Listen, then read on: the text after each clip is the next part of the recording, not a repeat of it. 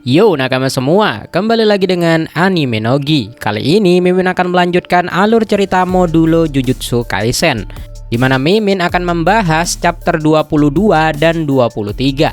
Kisahnya melanjutkan chapter 21 kemarin, di mana Yuji bertemu kembali dengan Mahito. Pada chapter ini kita dibawa ke sebuah dimensi bernama Persimpangan Jiwa. Fokus utama cerita kali ini adalah rencana besar Yuji dan sosok alien bernama Maru, serta bagaimana Yuji kini telah berada di level kekuatan yang sangat mengerikan. Cerita dibuka dengan Yuji dan Maru yang berdiskusi tentang sebuah rencana gila, yaitu membentuk ulang jiwa orang-orang Jepang. Tujuannya satu, yaitu agar kutukan tidak lagi terlahir di dunia. Untuk mewujudkan hal ini, Maru akan menggunakan energi kutukan dari pesawat luar angkasanya yang berasal dari sebuah batu bernama Mul, lalu digabungkan dengan energi terkutuk milik Okotsuyuta. Namun ada satu masalah, rencana ini butuh suatu benda pemicu, dan benda itu adalah Mahito. Karena Mahito bukanlah tipe yang akan patuh begitu saja, sebuah ritual penaklukan harus dilakukan. Maru menawarkan diri untuk melakukan ritual penaklukan Mahito, tetapi Yuji menolaknya. Lalu Yuji maju sendiri karena takut jika Maru salah langkah, sehingga Mahito malah mati dan tidak bisa digunakan. Di titik ini Mahito benar-benar direndahkan dan hanya dianggap sebagai alat. Yuji dengan santainya bertanya ke Mahito, "Bagaimana? Apakah kau masih mau bertarung?" Mahito yang merasa diuntungkan karena arena pertarungan berubah mirip seperti Shibuya, langsung menyerang Yuji. Mahito berkata, "Kalau kalian punya tubuh fisik, itu artinya tinggal kuhajar saja sampai mati. Justru akulah yang bisa bertarung sepuasnya di sini," ucap Mahito. Mahito lalu menjelaskan, seisi area pertarungan saat ini dibentuk dengan komposisi menyerupai jiwa. Segala sesuatu yang ada di arena ini dapat dipengaruhi oleh teknik kutukan Mahito. Lalu Mahito pun berkata kepada Yuji, "Tampangmu yang sok awet muda itu juga akan ku acak-acak." Mahito bahkan tanpa basa-basi mengaktifkan domain expansion miliknya, yaitu Jihei Endonka. Tetapi apa yang terjadi? Secara tiba-tiba lidah Mahito terpotong. Lalu tanpa mengeluarkan tangannya dari sakunya, Yuji Itadori memotong segala sesuatu di sekitarnya, termasuk tubuh dari Mahito, menjadi sebuah kotak-kotak kecil layaknya teknik cleave atau dismantle milik Sukuna. Mahito pun hancur tak berkutik. Lalu Yuji dengan tenangnya berkata, "Hei, memangnya dari dulu kau selemah ini ya?" Kejadian ini membuktikan kalau Yuji Itadori sudah berada di level kekuatan yang sangat luar biasa. Mahito hanya terlihat sebagai keroco di hadapannya. Yuji kemudian mengambil bagian mata dari Mahito untuk dijadikan energi oleh kekuatan Maru. Setelah itu Yuji terdiam sesaat. Maru pun bertanya, "Kenapa?" Yuji menjelaskan kalau dia penasaran apakah Mahito pernah menyerang jiwa-jiwa temannya yang sudah wafat. Lalu Maru pun menjawab, "Tidak perlu khawatir. Normalnya, intervensi berlebihan antar jiwa tidak bisa terjadi di sini." Yuji pun bingung. Dia bertanya lagi, "Bukankah kita membutuhkan Mahito karena teknik yang dia miliki memungkinkan itu terjadi?" tanya dari Yuji. Maru pun menjawab, "Mahito yang sekarang tak punya energi kutukan sebesar itu. Pertarungan barusan ialah berkat pengaruh teknik kutukan dari Maru, sehingga pemulihan kekuatan Mahito hanya bersifat sementara." Setelah menaklukkan Mahito, Yuji dan Maru masuk ke sebuah ruangan aneh yang menyimpan benda-benda penting seperti buku dari Yuki Tsukumo, boneka Mahito, dan cincin dari Rika. Mereka membahas dua opsi teori Yuki Tsukumo untuk menghentikan kutukan. Yang pertama adalah untuk menghilangkan energi kutukan dari manusia sepenuhnya. Lalu yang kedua, menjadikan semua manusia sebagai penyihir jujutsu.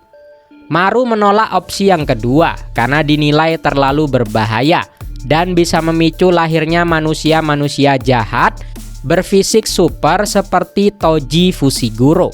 Akhirnya, Maru memilih opsi yang pertama, yakni menghapus energi kutukan dari orang-orang Jepang dan bangsa Simurian. Maru menganggap rencana ini sebagai bentuk penembusan dosa kepada rakyat bumi. Namun Yuji dengan tegas menyebut bahwa tindakan mereka adalah sebuah dosa besar. Mengubah tubuh orang lain tanpa izin dan menghapus potensi energi kutukan yang bisa jadi berguna di masa depan adalah tindakan yang salah. Meski tahu itu salah, Yuji dengan tatapan serius menyatakan, kita harus tetap melakukannya.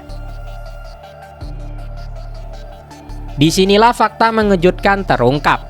Sebagai mantan wadah sang raja kutukan Sukuna, Yuji kini memiliki umur yang sangat panjang.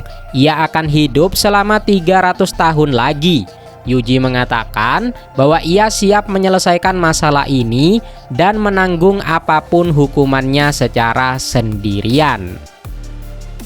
Di akhir chapter 22, Maru berjanji hanya akan menghapus energi kutukan dari manusia non-penyihir dan generasi yang akan datang agar dunia saat ini tidak kacau.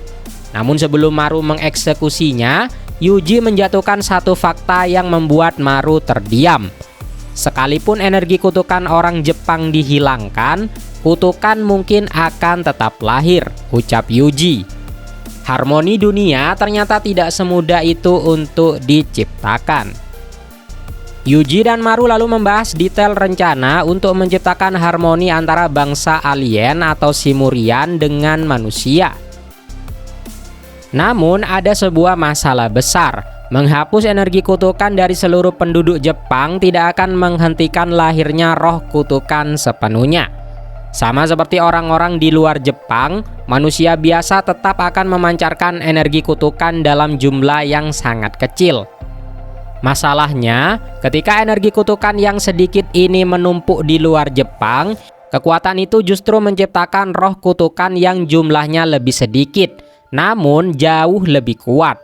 Jika energi kutukan manusia dihilangkan sepenuhnya, maka mereka tidak akan punya pertahanan untuk melawan kutukan super ini. Selain itu, teknik dari Maru tidak bisa menghapus energi kutukan hingga 0%, karena itu bisa merusak tubuh manusia. Teknik ini hanya bisa menurunkannya ke tingkat yang paling minimum. Maru ragu karena resikonya terlalu besar, tetapi Yuji meyakinkan Maru untuk tetap melanjutkannya. Yuji berjanji karena ia akan hidup 300 tahun lagi, ia punya banyak waktu untuk menyiapkan tindakan pencegahan bagi generasi mendatang. Dengan rencana ini, roh kutukan yang lahir dalam setahun bisa dihitung jari, dan umat manusia akhirnya bisa membangun kembali kota Tokyo. Yuji lalu bertanya, mengapa alien seperti Rumelian atau Simurian bisa hidup berdampingan dengan kalian, sedangkan manusia dan roh kutukan selalu bermusuhan? Seperti yang kita tahu, kalian dan roh kutukan itu hampir mirip. Yuji berpendapat bahwa roh kutukan tidak selamanya murni jahat. Ia mengambil contoh seperti Tengen yang hidup 500 tahun dan wujudnya mendekati kutukan, tetapi Tengen tidak jahat. Dan ada Choso, manusia setengah kutukan yang akhirnya menjadi kakak terbaik bagi Yuji. Ternyata alasannya ada pada gelombang jiwa. Alien atau bangsa Rumelian dan kalian memiliki warna atau gelombang jiwa yang sama, sehingga mereka menganggap satu sama lainnya sebagai sekutu. Sebaliknya, manusia dan roh kutukan berada di frekuensi jiwa yang bertolak belakang, sehingga mereka menjadi musuh. Untuk mengatasi hal ini ke depannya, Maru akan menjadikan dunia jiwa sebagai semacam filter atau sebuah penyaring. Semua manusia yang baru lahir akan melewati penghalang ini agar lahir tanpa energi kutukan. Sayangnya, hal ini juga berarti kalian yang ada di pesawat induk Naunax akan hancur. Sebuah dosa yang harus mereka tanggung bagi bangsa Simurian. Di tengah cerita, kita melihat efek langsung dari rencana ini. Karena Maru menghapus energi kutukan dan mengintervensi dunia nyata, pertarungan mematikan antara alien petarung Dabura melawan Mahoraga terhenti di tengah jalan. Karena ritual 10 bayangan diganggu oleh pihak luar, ritual kematian tersebut dianggap batal. Namun hasilnya adalah kutukan kematian yang menahan Yuka Okkotsu berhasil dihilangkan. Lalu Dabura selamat tanpa luka yang berarti. Maru kemudian menteleportasi Dabura ke Afrika untuk mendapatkan tali hitam atau Black Rope agar Dabura bisa menyembuhkan kutukan dari adiknya. Meski Maru meminta maaf karena mengganggu pertarungan suci seorang kesatria, Dabura justru berterima kasih kepada Maru. Ia kini tahu arti sejati dari seorang kesatria. Dabura lalu memutuskan kembali ke planet asalnya untuk menyelamatkan adiknya. Sementara bangsa Simurian yang lain tetap berada di bumi. Dengan ilmu jujutsu yang ia pelajari di bumi, Dabura yakin bisa mengambil alih planetnya tanpa hambatan. Kembali ke dunia jiwa, Yuji dan Maru akhirnya berpisah. Yuji kembali ke dunia nyata, meninggalkan Maru sendirian untuk melakukan satu tugas terakhir, yaitu memusnahkan semua roh kutukan yang tersisa di dunia dan mengubahnya menjadi energi murni. Maru menatap roh-roh yang hancur itu dengan penuh rasa bersalah, menganggap ini sebagai dosa besar. Sambil menangis, ia meminta maaf karena tidak punya tekad sekuat Yuji Itadori. Namun momen mengharukan terjadi. Tiba-tiba, saudara kembarnya serta teman-temannya, yaitu Cross, Tsurugi, dan Yuka, muncul dan menggenggam tangan dari Maru. Cross, Tsurugi, dan Yuka digambarkan sebagai arwah yang telah meninggal dan membantu menyemangati Maru. Namun hingga saat ini, kematian dari 3 sosok ini belum bisa dikonfirmasi. Bisa jadi mereka telah meninggal atau akan selamat di akhir cerita. Lalu mereka semua menyatakan siap menanggung beban dosa tersebut bersama-sama. Mengetahui dirinya tidak sendirian, Maru menghapus air matanya, berterima kasih kepada teman-temannya itu, dan memanjatkan doa kedamaian. Chapter pun ditutup saat ritual harmoni akhirnya resmi dimulai.